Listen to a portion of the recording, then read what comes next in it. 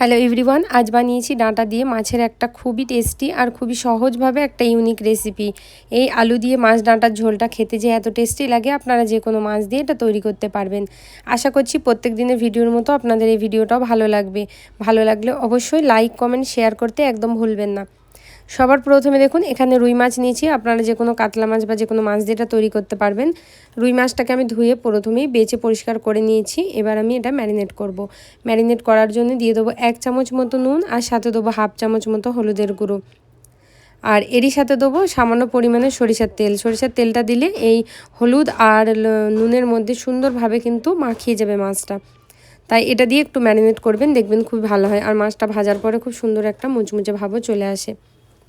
তো চলুন, এখানে ম্যারিনেট হয়ে গেছে। এবার এটাকে আমি সাইডে রেখে দিচ্ছি। আর একটা মশলা আপনাদের দেখিয়ে দিই, যেটা আপনারা একটু আগে থেকে প্রিপারেশন করে রেখে দেবেন। যেমন একটা বাটির মধ্যে 1/2 চামচ হলুদ, 1 চামচ মতো ধনিয়া গুঁড়ো, 1 চামচ মতো লাল লঙ্কার গুঁড়ো নিয়ে নিচ্ছি। এগুলোকে দিয়ে সামান্য একটু জল দিয়ে এটাকে গুলে কিন্তু আমাদের আগে থেকেই সাইডে রেখে ফেলতে হবে। তো ভালো করে এখানে কিন্তু গোলা কমপ্লিট হয়ে গেছে। এটা আবার সাইডে রেখে দিচ্ছি। এবার আমি এখানে একটা কড়াই গরম করে নিয়েছি, দিয়ে দেবো সরিষার তেল পরিমাণ মতো। তো সরিষার তেলটা খুব ভালো করে কিন্তু আমাদের গরম করতে হবে, একদমই ধোঁয়া ওটা গরম হয়ে গেলেই এর মধ্যে মাছগুলো এক এক করে আমাদেরকে দিয়ে দিতে হবে। দিয়ে মাছটাকে খুবই ভালো করে আমাদের ভাজতে হবে। তো চলুন, সব মাছগুলোর মধ্যে দিয়ে দিচ্ছি। আপনারা যতটা ভাজবেন, বেশি মাছ হলে আপনারা অল্প অল্প করেই ব্যবহার করে দেবেন। দুইবারে আপনারা ভেজে নেবেন কিন্তু সুন্দর করে। এখানে দেখুন মাছটা কিন্তু খুব সুন্দরভাবে লাল লাল কালার হয়ে এসেছে একদিক থেকে। এবার মাছটাকে উল্টিয়ে দেবো। নর্মালি যেমন মাছ ভাজা হয় তেমনই মাছটা ভাজছি। মাছ ভাজাতে এতে নতুন কিছুই নয়। তো মাছটা কিন্তু এখানে উল্টিয়ে দিলাম। অপর দিক থেকেও কিন্তু লালচে কালার হয়ে আসলে এবার মাছ ভাজাটা আমি তুলে নেব। মাছ ভাজা দেখুন কি সুন্দর হয়ে গেছে। ঠিক এরকম লালচে করে মাছগুলো ভেজে নিতে হবে। মাছ ভাজা হয়ে গেছে। এবার মাছটা তুলে নিচ্ছি। আলাদা করে আগে থেকে আমি ডাঁটা আর আলু কেটে ধুয়ে জলটা সুন্দর করে ঝরিয়ে রেখে দিয়েছি। এবার একসাথেই কিন্তু আমি এখানে ডাঁটা আর আলু এই দুটোই আমি দিয়ে দেবো। সরাসরি তেলের মধ্যে দিয়ে দিচ্ছি। এতে আলু আর ডাঁটাটা দুটো একসাথে কিন্তু খুব সুন্দরভাবে ভাজা হয়ে যাবে। তো এগুলোকে দেওয়ার পরে প্রায় 1 মিনিট মতো আমাদের হাই ফ্লেমে প্রথমে একটু ভাজা ভাজা করে ফেলতে হবে। আর তারপরে এর মধ্যে দিয়ে দেবো হচ্ছে আমি জিরে। তো এখানে আমি 1 চামচ, 4 চামচের 1 চামচ মতো গোটা জিরে নিয়ে নিচ্ছি। গোটা জিরে নিয়ে এবার আমি এটা দিয়ে দেবো। এটা একটু পরে দিলাম, কি এতে জিরার ফ্লেভারটা কিন্তু খুব সুন্দরভাবে আসবে। আপনারা এইভাবে যদি কোনোদিন তৈরি না করে থাকেন, তৈরি করে দেখবেন। আর যদি আপনারা জিরাটা প্রথমে তেলে দিয়ে তারপরে কিন্তু ডাঁটা আলু দিতে চান, সেটাও কিন্তু আপনারা করতে পারবেন। তো জিরা আর ডাঁটাটা দিয়ে খুব ভালো করে মিক্স করে এবার হাই ফ্লেমে আমি এটাকে ঢেকে রাখবো 2 থেকে 3 মিনিট মতো। একটু মাঝে মাঝে নাড়াচাড়া করে দেবেন, নাহলে কিন্তু পুড়ে যাওয়ার ভয় থাকবে। এবার দিয়ে দেবো 1 চামচ মতো নুন। নুনটা দিলেই কিন্তু ডাঁটা আলুটা সুন্দরভাবে গলে আসবে খুব তাড়াতাড়ি। তো এখানে নুন আলুটা দিয়ে আমি একটু নাড়াচাড়া করে দিলাম। দিয়ে এর মধ্যে দিয়ে দেবো হচ্ছে 1 চামচ মতো আদা বাটা।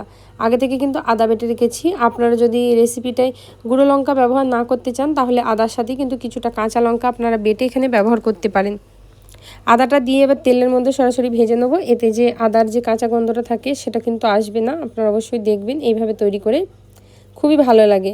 তো দেখুন ডাঁটাটা কিন্তু গলে এসেছে। আর এক্সট্রা আমি কিন্তু কোনো রকম টাইম ওয়েস্ট না করে এর মধ্যে যে মশলাটা আগে থেকে গুলে রেখেছিলাম সেটা দিয়ে দেবো। নাহলে ডাঁটাটা খুব বেশি গলে গেলেও কিন্তু ভালো লাগবে না। যেহেতু ডাঁটাটা খুবই কচি, সেই জন্য কিন্তু খুব তাড়াতাড়ি গলে গেল। এবার আমি দেখুন মশলাটা ঢেলে দিয়ে হাই ফ্লেমে এটাকে 2 মিনিট মতো এইভাবে করব। দেখবেন নাড়াচাড়া করতে করতে মশলাটা যখন দেখবেন শুকিয়ে এসেছে, জলটা কিন্তু টোটালি শুকিয়ে গেছে, তখনই ভাববেন কিন্তু মশলাটা সুন্দরভাবে আমাদের কষানো হয়ে গেছে। দেখুন ঠিক যখন এরকম পর্যায়ে আসবে, এবার আমি এর মধ্যে দিয়ে দেবো পরিমাণ মতো জল। জলটা অবশ্যই এখানে দিতে হবে। জলটা দিলেই কিন্তু ঝোলটা খুব সুন্দর হবে। তো বেশি করে জল দিলাম, যেহেতু আমি রেসিপিটা ঝোলের রেসিপি তৈরি করছি, তাই জলের পরিমাণটা একটু বেশি দিয়েছি। সামান্য একটু নুন কম লাগছিল, তাই উপর থেকে আমি একটু নুনও দিয়ে দিলাম। নুনটা দেওয়ার পরে এটা খুব ভালো করে নাড়িয়ে চাড়িয়ে এর ওপর এবার এক এক করে যে মাছগুলো আগে থেকে আমরা ভেজে রেখেছিলাম, সেই মাছগুলো কিন্তু আমি সব দিয়ে দেবো। যেহেতু ডাঁটা আলু সুন্দরভাবে গলে গেছে, তাই এক্সট্রা করে আমি আর কোনো রকম ফোটাবো না। আমি ডাইরেক্ট মাছটা দেওয়ার পরেই কিন্তু আমি ফুটিয়ে নিচ্ছি।